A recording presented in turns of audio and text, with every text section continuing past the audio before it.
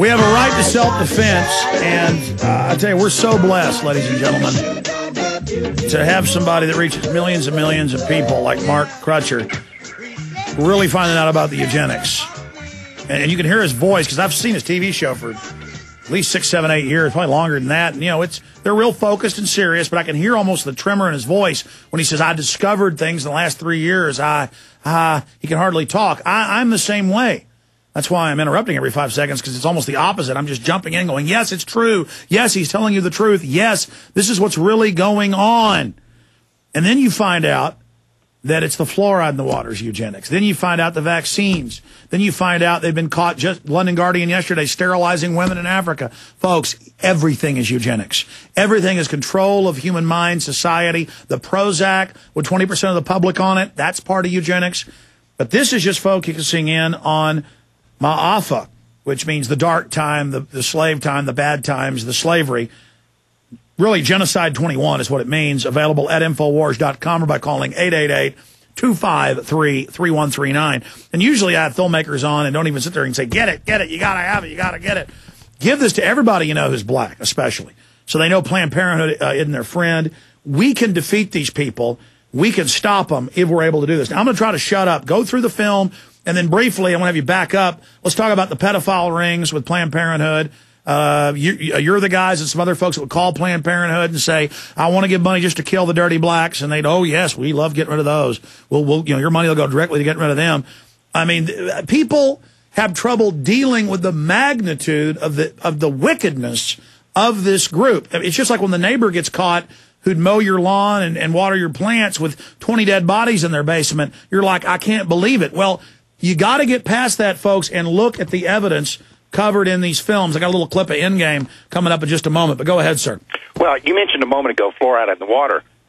One of the things that we discovered is that back in the 60s, when they began to be concerned that they were going to lose sterilization and abortion at that point had not been legalized, one of the proposals that these people put forward was that the U.S. government should be putting birth control agents into the food and water supply. And this was widely discussed, widely embraced by people in the eugenics movement. It was discussed at a 1969 meeting of the United Nations. It was embraced by them. And when we started studying this idea, listen to how preposterous this was, Alex. Their proposal was that birth control agents could be put into the municipal food and water supplies, and then they would develop an antidote to the birth control agents in the water, which you could apply to the government for the right to purchase on the New York Stock Exchange. They were literally going to sell these certificates, basically, to have a baby on the New York Stock Exchange. And when we started studying this, it was almost, at times, Alex, I hate to say this, we were laughing. It was so laughable, so funny, that these people were dead serious about this. Until, no, I agree with you, until you realize they're actually doing it through covert means right now. In fact, the carbon tax they're admitting, notice they're now getting rid of the child credit in California. In Australia, they're now going to tax you if you have more than one kid. And they admit this is how the Chinese one-child policy started in 75, became Law 81. But go ahead. Absolutely. The interesting thing is, when we studied this idea of what happened to this idea of putting birth control agents in the food and water supply, the eugenics movement eventually abandoned it and then increased the cause for the legalization of abortion, mainly because, not because they were had a moral problem. These people don't have morals, but they did not abandon the putting the food, doctoring up the food and water supply with birth control because of moral concerns. They abandoned it because they concluded that it was impractical, that you really couldn't do it. One of the eugenicists we talk about in Ma'afa, one of these people actually said in this UN conference, he was representing the United States on this population council in the UN, he says, look, we couldn't stop the import and sale of alcohol. He said, how are we going to do this with water? He said, all we're going to do is we're going to create a black market for untreated water. He said, we're going to have speakeasies for water if we try to do this. Now, he wasn't opposed to the idea as a philosophy, just that it wasn't practical. And then the idea was put forward about doing this in foreign countries.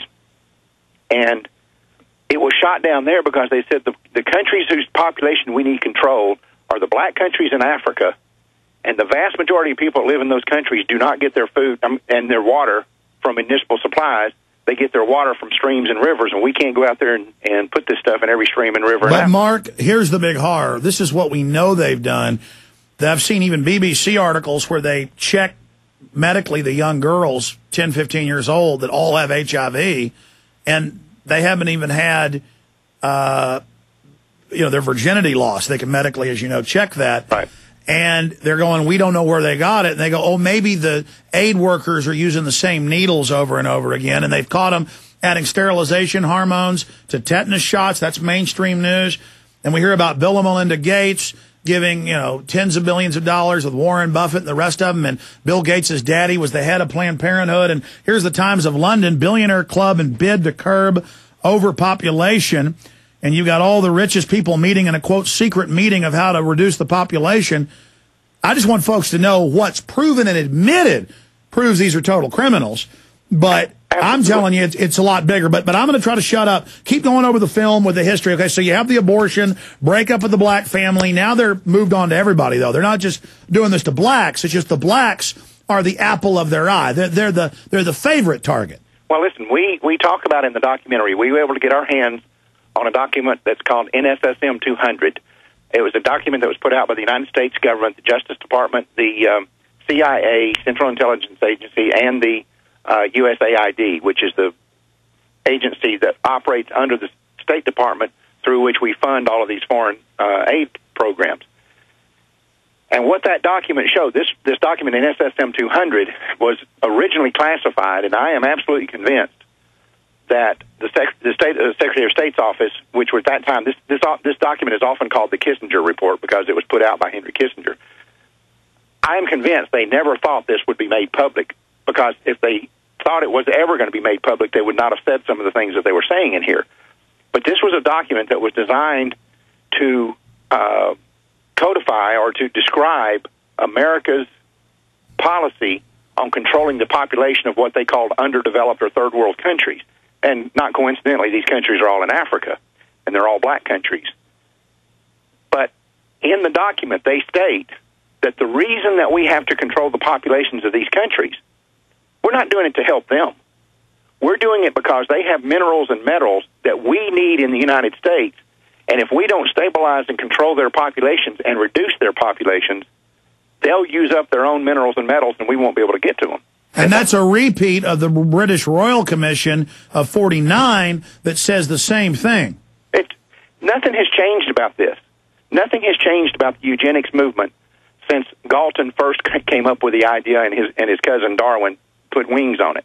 I'm telling you, this is a and people say, well, you're some sort of conspiracy nut. Are you trying to tell me that a bunch of people in the late 1700s, early 1800s come up with these fantastic ideas of controlling the world's population, and they're in conspiracy with people that were not even born for 100 years after that?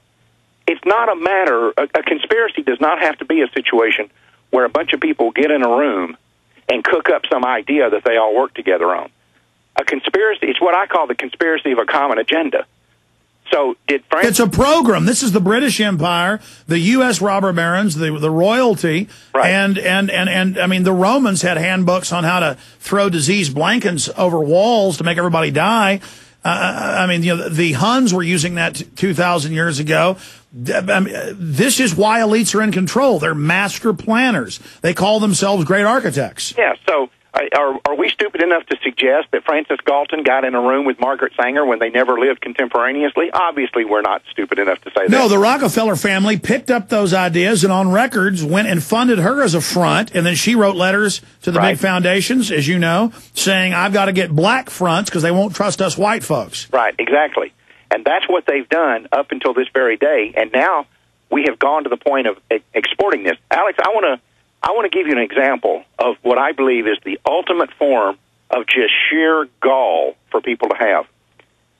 When this idea that we would export genocide into these African countries really took on steam was in the late 60s and early 70s. At that time, we had a man appointed to head up this effort in the United States. His name was R.T. Ravenholt. and he was appointed by Nixon to run this population control effort outside the country. They openly stated, and we found the articles and the documents where they openly stated that the United States goal with population control was to sterilize 1/4 of the world's female population. Now, you tell me, where do we get the right, and who has the gall to stand up here and say the United States is going to go outside of its borders and sterilize 1 out of 4 of the females on this earth? Where do we get the gall to do that?